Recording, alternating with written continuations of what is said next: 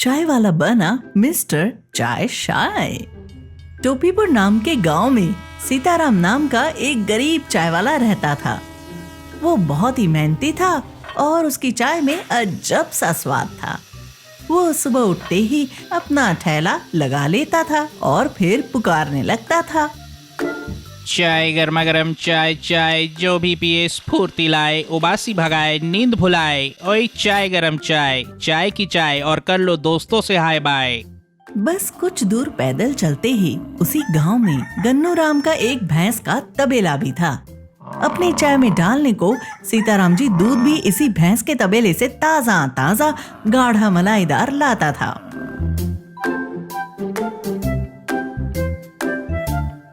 एक दिन गन्नू राम, क्यों न वही चाय की दुकान मैं ही खोल दूं? वैसे भी एक नंबर की क्वालिटी का दूध है ही मेरे पास, भाई मेरे अपने तबेले का। लालच में आकर एक दिन गन्नू राम ने सीताराम को देने वाले दूध में एक सुबह 2 लीटर पानी मिला लिया। अब देखते हैं कौन उसके यहाँ चाय पिएगा। मैं बड़ा ही धनवान बनूंगा, सब मेरे यहाँ ही आएंगे।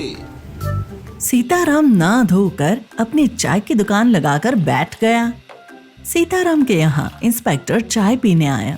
और बताओ सीताराम, क्या हाल है? सब ठीक? चलो एक मलाई मार के मसालेदार अदरक वाली और पुदीने वाली चाय पिला दो। सलाम साहब। ओ हाँ जी सरकार, आपके लिए तो डबल मलाई की स्पेशल चाय लेकर आता हूँ, बस अभी लाया। ये कहते ही सीताराम अपनी किटली में थोड़ा और दूध, चाय, चीनी, अदरक और पुदीना डाल मलाई मार के एक गिलास चाय लेकर इंस्पेक्टर को हाथ में एक प्यारी सी मुस्कान के साथ देने लगा।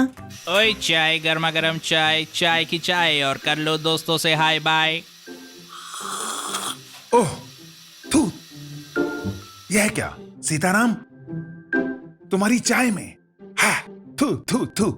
और फिर क्या था, बस ये कहते ही वो मुंह बनाए अपना अधूरा गिलास चाय के ठेले पर रख पछाड़ सीताराम को अलविदा कर चला गया। सीताराम सोच में पड़ गया कि माजरा क्या है। एक काम करता हूँ, मैं ही एक गिलास चाय बना के पी के देखता हूँ कि साला माजरा क्या है। बावड़ी पूछ, हर कोई थू करके जा रहा है। अब थू ई का चाय मेरी अब ऐसी कब से हो गई? बावली पूछ, मैं ऐसी चाय कब से बनाने लगा? सीताराम अपनी दुकान का पूरा स्टॉक चेक करता है, दूध गिलास में भर पतीली में डालते हुए। हैं ई का इतना पतला पानी सा पानी है कि दूध होएगा बा? हे भगवान! गन्नू राम रुक, मैं आता हूँ। कसम से तेरे दूध का दूध और पानी का पानी ना किया तो मेरा नाम भी सीताराम नहीं। सीताराम गन्नू राम की दुकान पर जा पहुंचा। देखा कि उसके सारे ग्राहक उसके यहाँ चाय पी रहे थे। बस फिर क्या, सीताराम सोच में पड़ गया कि अब क्या करे। सीताराम ने टोपीपुर गांव के बगल में ही चप्पलपुर गांव जाकर पता लगाया कि उस गांव का सबसे प्रसिद्ध तबेला किसका है और वो वहां जा पहुंचा। अरे ओ सीताराम जी, हम आपको बड़े अच्छे से जानत हैं। आपकी चाय वाह वाह वाह। सीताराम को कुछ याद नहीं आया। फिर उसने गन्नू राम की पूरे करतूत और कहानी नथुलाल को बताई। आहा, ये बात है, हमार सीताराम को कोई परेशान नहीं कर सकता इसे। हम देखा था कि इस एग्जीबिशन में जब मिनिस्टर आएंगे तो हमार रबड़ी का ठेले के बाजू में ये तोहार चाय का ठेला चलेगा। गांव में कुछ 2-3 दिन के बाद ही एक साइंस एग्जीबिशन लगा। पूरे देश विदेश से जाने माने और ख्याति प्राप्त वैज्ञानिक आए और फिर मिनिस्टर को चाय और रिफ्रेशमेंट्स देने के लिए इवेंट ऑर्गेनाइजर्स ने बाहर के ठेले से चाय मंगवाई। सीताराम ने मलाई मार एकदम मस्त पुदीने और अदरक वाली मसाला चाय बना ली। सीताराम अपने साफ सुथरे कपड़ों में अपनी चाय की ट्रे लिए मिनिस्टर्स के आगे खड़ा हो गया। सबको प्यारी सी मुस्कान के साथ चाय देते देते बोला, चाय गरम चाय, गर्मा गरम चाय, जो भी पिए स्फूर्ति लाए, बुझे हुए दिमाग की बत्ती जलाए। एकदम फिर वो रुका और चाइनीज साइंटिस्ट मिस्टर किम क्वान शाई की ओर देखकर वापस बोलने लगा। एकदम किंग कॉन्ग चीशाई की तरह ले लो एक चुस्की मीठी चाय। वैज्ञानिक मिस्टर किम क्वान चाय उसकी स्माइल और उसके अंदाज को देखता ही रह गया।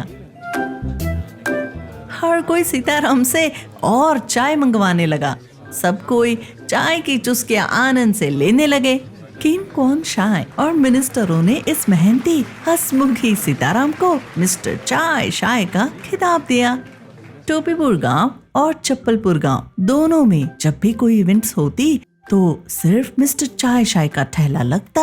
यहाँ तक कि मिस्टर चाय शाय ने 4 असिस्टेंट रख लिए थे। चाय, गर्मा गर्म चाय, जो भी पिए स्फूर्ति लाए, बुझे हुए दिमाग की बत्ती जलाए। Chai from none other than mister chai shy. Giant mango tree. Shamarang नाम के गांव में सुरजीत नाम का एक किसान रहता था। उसने अपनी जमीन में 10 आम के पेड़ों का एक बाग बना रखा था। उसके बाग में उगने वाले आम आकार में हमेशा छोटे होते थे, इसलिए जब वो अपने उगाए गए आमों को ले जाकर व्यापारी लोगों को बेचता था तो वो लोग आम का आकार कम होने के कारण बहुत कम पैसे देते थे। अरे ओ सुरजीत बाबू, ये तो बहुत ही लो क्वालिटी आम है रे बाबा, इनका आकार बहुत छोटा है रे बाबा, ऐसे आमों की मार्केट में कोई वैल्यू नहीं है, इसलिए तुम्हें ये कम पैसों में ही बेचना होगा। ये कहकर व्यापारी लोग उसे कम पैसों में ही उसके आम खरीद लिया करते थे।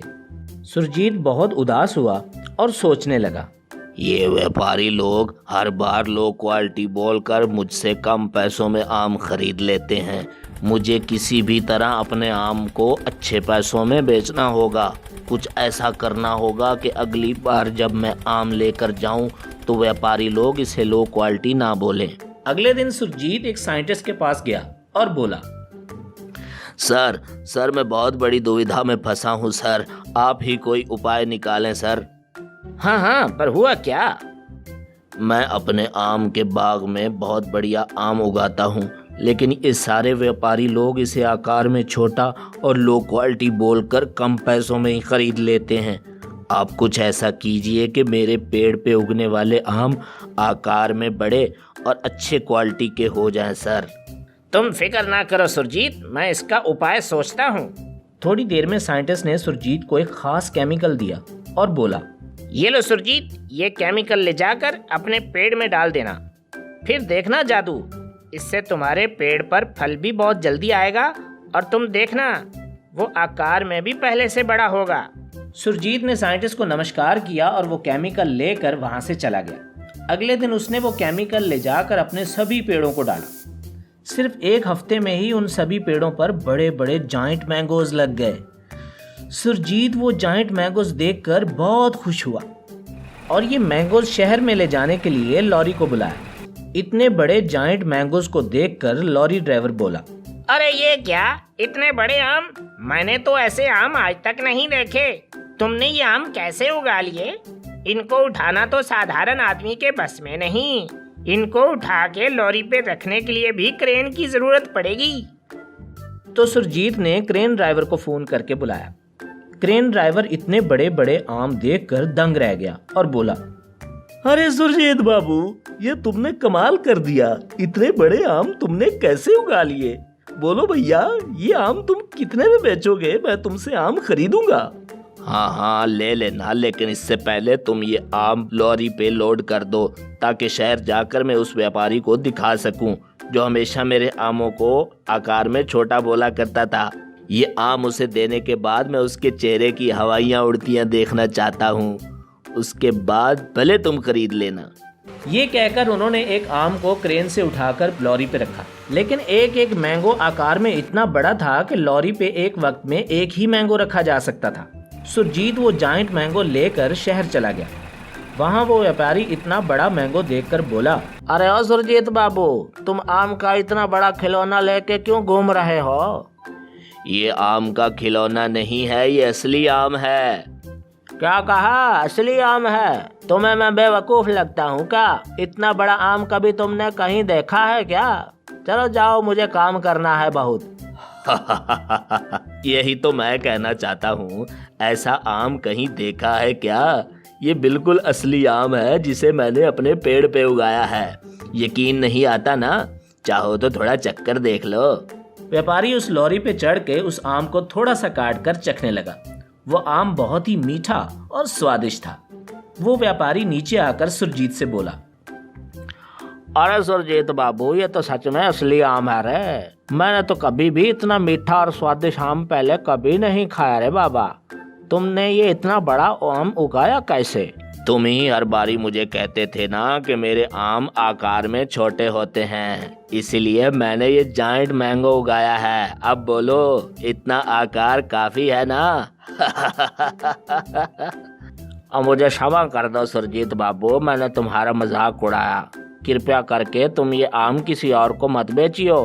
लाओ, मैं तुमसे ये आम खरीदने के लिए तैयार हूँ। ये कहकर व्यापारी ने सुरजीत को भारी रकम एडवांस में दे दी और बाकी आम लेने के लिए भी उसके साथ उसके बाग में चला गया।